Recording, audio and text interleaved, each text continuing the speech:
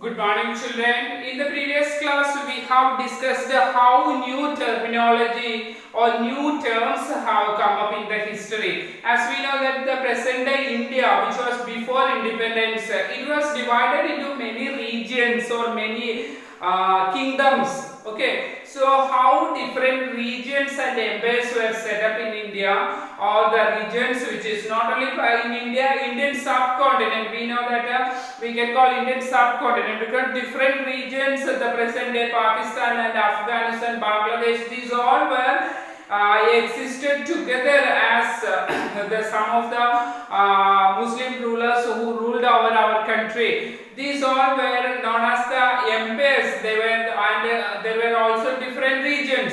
Okay, like we know that the large states like the Cholas, okay, Cholas established in South India large kingdom.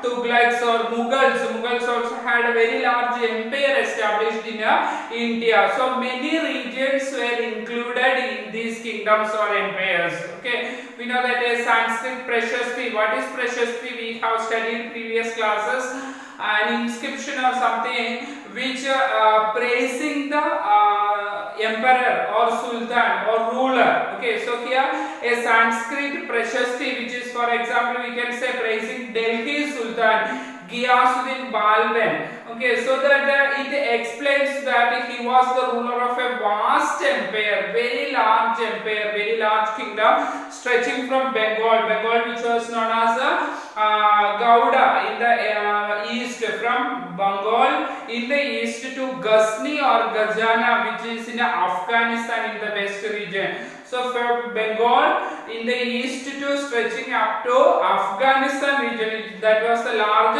empire of Ghiyasuddin Balban. Okay, then it was also included some of the regions of South India, which is which was known as Dravida or South India, where the Dravidians located or settled. These regions also included in the Delhi Sultanate. That means it was a large empire, which is people of different regions like Gaudas in the Bengal region, Andhra, Kerala, Karnataka, Maharashtra, Gujarat. All these people, all the people included in the region of or in the Delhi Sultanate. These all people fled away or ran away when the army of Sultan came. So here sometimes we can say that these are also historians regard these are exaggerated claims of conquest. That means exaggerated, which means describing more than the real fact.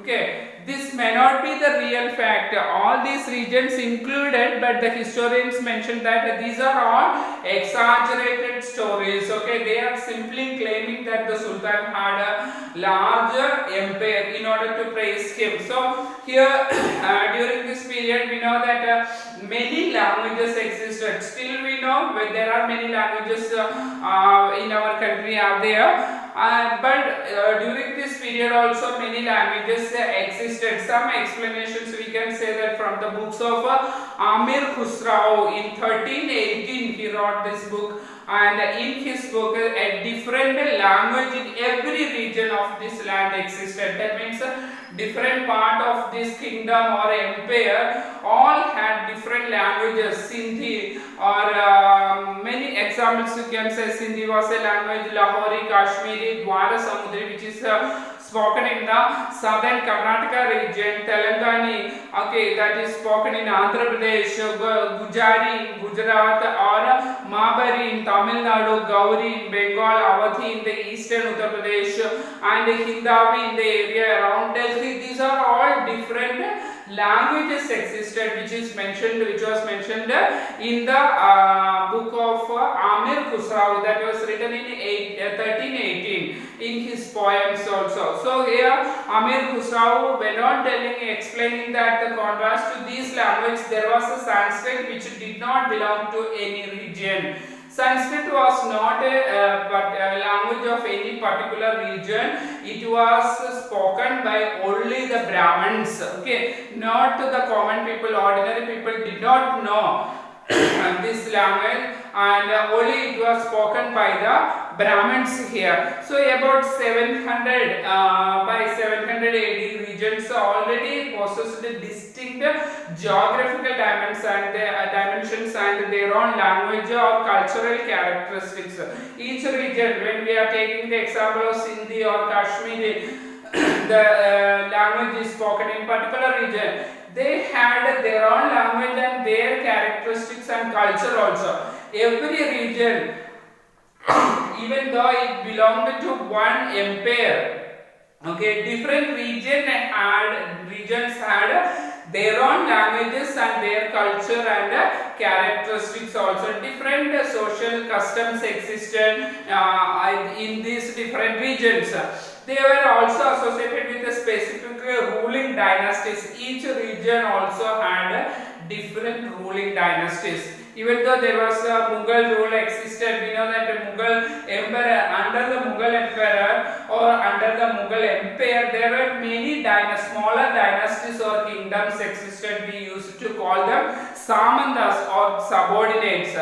They accepted the superiority of the Mughal emperor. Okay, like that, many these all regions had their own different kingdoms or dynasties ruled over these regions. Okay, occasionally these dynasties like Cholas or Khaljis or Tughlaq and Mughals were able to build an empire. Among these smaller kingdoms, Cholas established a large empire. Tughlaqs or Khaljis or Mughals, they made all these regions combining and established a large empire. Okay. When the Mughal empire declined, here afterwards what happened, the Mughal empire, we know that by the arrival of the Britishers or after the death of Aurangzeb was the last powerful Mughal ruler.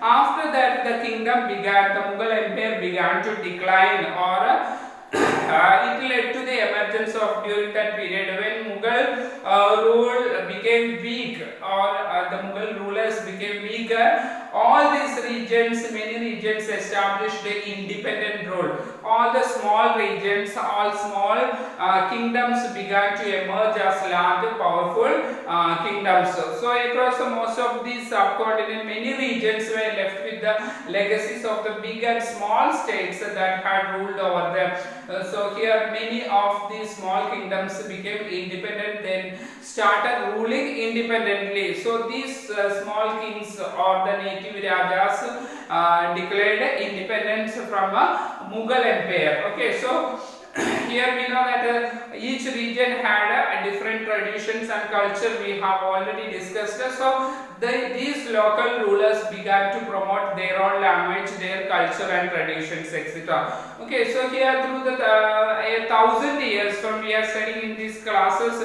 700 to 1750, this period, different regions did not grow in isolation. They were not separated. These regions left the impact of large pan-regional forces or integration without ever quite losing their distinctiveness. That means they all ruled themselves.